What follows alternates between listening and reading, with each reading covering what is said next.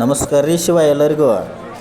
ಸ್ನೇಹಿತರೆ, ಹೋಳಿ ಹಬ್ಬ ಬಂದರೆ ಸಾಕು ಅನೇಕ ಊರುಗಳಲ್ಲಿ ಕಾಮಣ್ಣನ ಪ್ರತಿಮೆ ಕೂರಿಸಿ ಮೆರವಣಿಗೆ ಮಾಡಿ ಸಂಜೆ ವೇಳೆಯಲ್ಲಿ ಕಾಮನ ದಹನ ಮಾಡಿ ಹಬ್ಬವನ್ನು ಕೊನೆಗೊಳಿಸಲಾಗುತ್ತೆ.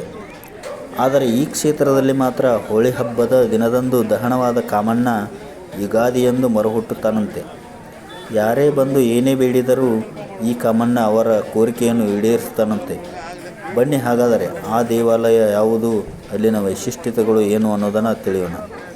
ಸ್ನೇಹಿತರೆ, ಸಾಮಾನ್ಯವಾಗಿ ಎಲ್ಲ ದೇವಾಲಯಗಳಲ್ಲಿ ಶಿವ, ಪಾರ್ವತಿ, ಗಣೇಶ, ಸುಬ್ರಹ್ಮಣ್ಯ, ಲಕ್ಷ್ಮೀ, ನರಸಿಂಹ ಮುಂತಾದ ದೇವರುಗಳನ್ನು ಪ್ರತಿಷ್ಠಾಪಿಸಿ ಪೂಜೆ ಮಾಡುವುದನ್ನು ನಾವು ನೋಡಿರುತ್ತೇವೆ. ಆದರೆ ನವಲಗುಂದದಲ್ಲಿ ಮಾತ್ರ ಕಾಮಣ್ಣನಿಗೆಂದೇ ವಿಶೇಷ ದೇವಸ್ಥಾನವಿದೆ ಸ್ನೇಹಿತರೆ. ಅದೇ ಈ ಕ್ಷೇತ್ರದಲ್ಲಿರುವ ಕಾಮಣ್ಣನನ್ನು ರಾಮಲಿಂಗ ಕಾಮಣ್ಣ ಎಂದು ಕರೆಯಲಾಗುತ್ತೆ. ಹೋಳಿ ಹಬ್ಬದ ದಿನದಂದು ಈ ದೇವಸ್ಥಾನದಲ್ಲಿ ಕಾಮಣ್ಣನನ್ನು ಪ್ರತಿಷ್ಠಾಪಿಸಿ ಪೂಜಿಸಲಾಗುತ್ತದೆ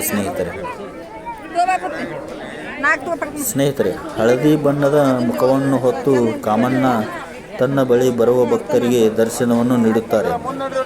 ಭಕ್ತರ ಕೋರಿಕೆ ಏನೇ ಇರಲಿ ಅವುಗಳನ್ನು ಇಲ್ಲಿರುವ ಕಾಮಣ್ಣ ಈಡೇರಿಸುತ್ತಾರೆ ಎಂದು ನಂಬಿಕೆ ಇದೆ ಸ್ನೇಹಿತರೆ, ಯುಗಾದಿ ದಿನದಂದು ಅನೇಕ ಭಕ್ತರು ಇಲ್ಲಿಗೆ ಭೇಟಿ ಕೊಡುತ್ತಾರೆ ಸ್ನೇಹಿತರೆ. ಇಲ್ಲಿ ಬರುವ ಭಕ್ತಾದಿಗಳು ಅನೇಕ ಬೆಳ್ಳಿ ಮೂರ್ತಿಗಳನ್ನು ಕೊಡಲಾಗುತ್ತದೆ ಸ್ನೇಹಿತರೆ.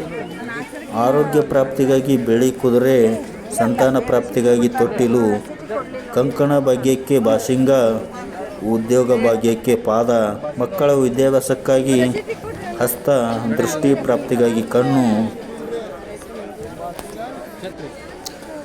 ಇವುಗಳನ್ನು ಮನೆಯಲ್ಲಿಟ್ಟು ಪೂಜೆ ಮಾಡಬೇಕಂತೆ ಸ್ನೇಹಿತರೆ. ಈ ಪೂಜೆಯನ್ನು ಮಾಡಿದರೆ ಸಮಸ್ಯೆಗಳು ದೂರವಾಗುತ್ತವಂತೆ ಸ್ನೇಹಿತರೆ. ಬನ್ನಿ ಸ್ನೇಹಿತರೆ, ಹಾಗಾದರೆ ಕಾಮಣ್ಣನ ದರ್ಶನವನ್ನು ಮಾಡೋಣ.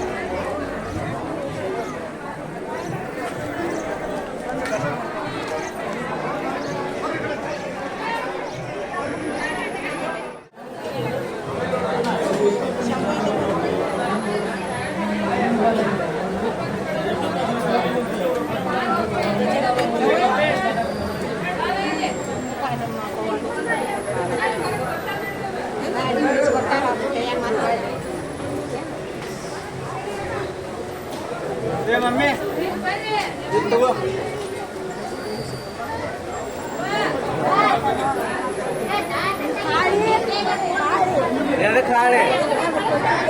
ಚೀಟ್ ಅದೇನು ಮಾಡ್ತೀವಿ.